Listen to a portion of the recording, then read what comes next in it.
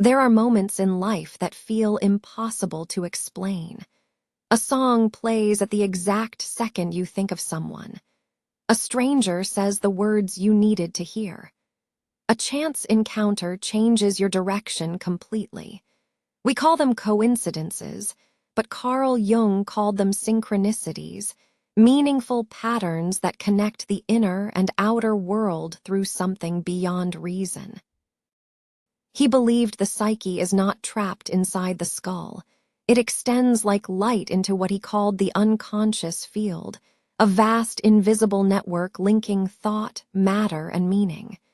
You don't live in the universe, you participate with it. And sometimes it speaks back. Synchronicity appears when the boundary between self and world thins, when your inner frequency aligns with outer circumstance. It's not magic, it's resonance. Jung said the psyche and matter are two different aspects of one and the same thing. In other words, the world mirrors the state of your unconscious. When you are lost inside confusion, the world feels random. But when you begin to awaken, the world begins to organize itself around your growth. It starts whispering through symbols, timing, patterns. It's as if the universe itself becomes your therapist. This is not a belief, it's an observation of experience. Synchronicity is what happens when the psyche becomes aware of its own reflection in reality. The outer event carries an inner message, and only the one who experiences it can understand its language. Imagine the unconscious as an ocean. Your conscious mind is only a small island rising above the surface. Most of who you are, memory, instinct, emotion, archetype, lives below. But this ocean does not end with you. It connects with every other ocean.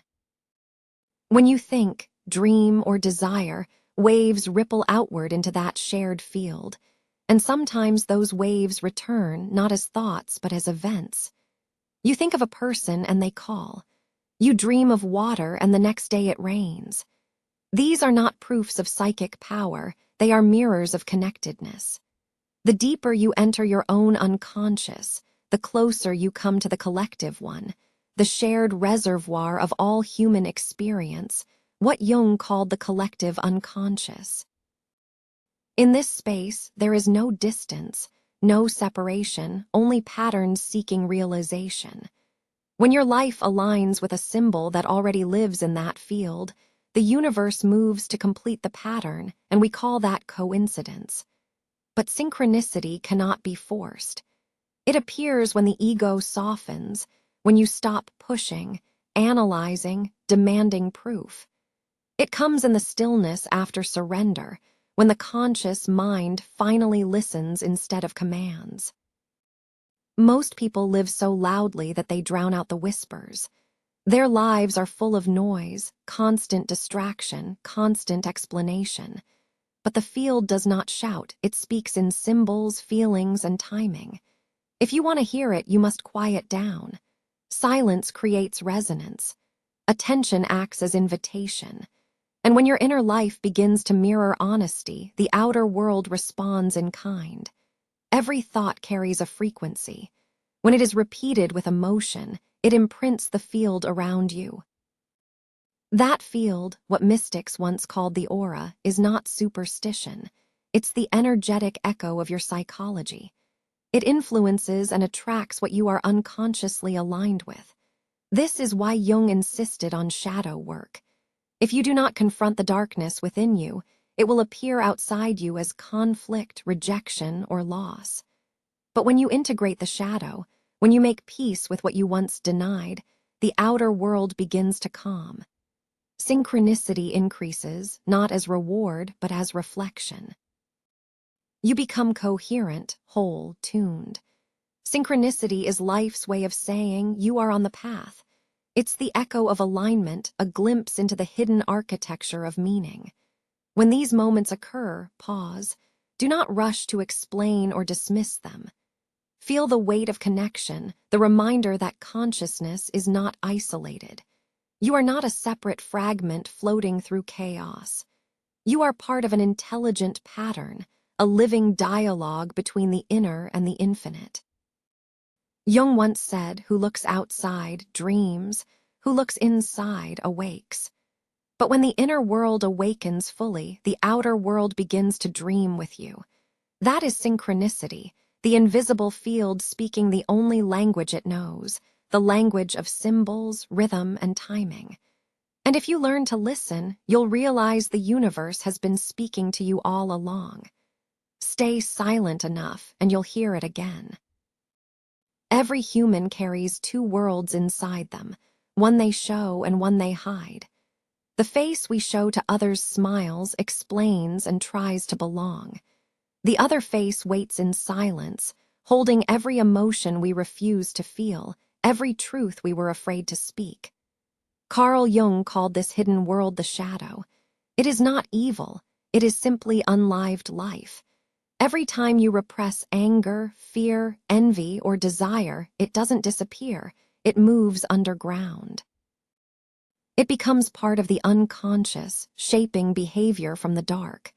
Jung wrote, "Until you make the unconscious conscious, it will direct your life and you will call it fate." The shadow is the unseen author of our repeated mistakes, the secret reason behind our emotional reactions, the mirror of all we deny. But it is also the key to transformation. The path to light always passes through the dark. The one who refuses to face their shadow stays divided, trapped between the image they project and the truth they hide. The one who dares to descend finds power that was lost long ago.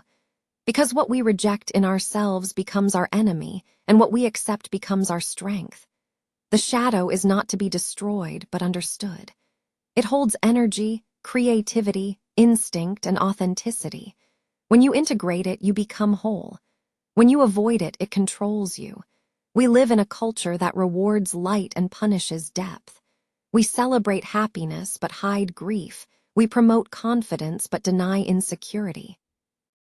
Yet without contrast, light means nothing.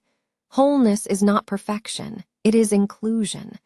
To be whole is to contain both heaven and hell within the same heart. The shadow speaks in symbols, in dreams, in slips of the tongue. It shows up in the people you dislike, in the emotions you judge, in the parts of others that trigger you most. What you reject in them is what you refuse to see in yourself. Projection is the shadow's favorite disguise. It lets us fight outside what we can't face inside. Jung said, "Everything that irritates us about others can lead us to a better understanding of ourselves." So the work begins when blame turns inward, when judgment turns into curiosity. The light of awareness is the only force strong enough to enter the shadow without fear. Facing your shadow means entering the cave of your own resistance. It is not easy. It means sitting with discomfort, listening to the voice you silenced. It means feeling envy without shame, anger without guilt, fear without denial. These feelings are teachers. They are not there to break you, but to reveal you. The shadow hides treasures under its darkness, just as the night sky hides stars invisible by day. Those who walk this path return changed. They move differently, they speak with calm, they look into the eyes of others and see not judgment but recognition. Their aura gains depth, their silence gains meaning. You can feel it, an energy that no longer needs to prove itself. Integration gives birth to authenticity, and authenticity radiates power.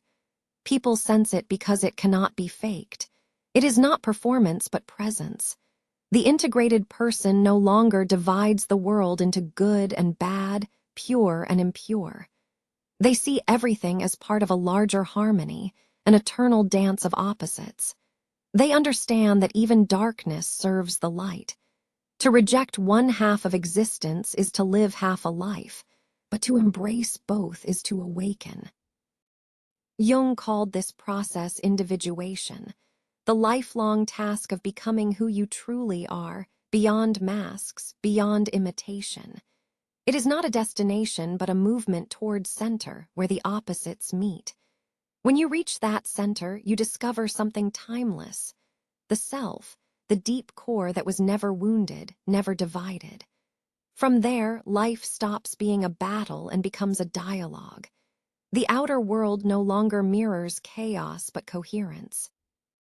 Synchronicities increase, creativity flows, and peace replaces the old war between what is and what should be. Wholeness does not mean light triumphs over dark. It means light learns to dance with it. And in that dance, the soul becomes luminous, not because it escaped shadow, but because it carried it with grace. The true light is not innocent. It is wise. It has seen darkness and chosen love anyway. This is the light that cannot be taken, the power that does not shout, the peace that follows self-knowledge. The one who has met their shadow walks softly, because they understand everyone fights their own unseen war.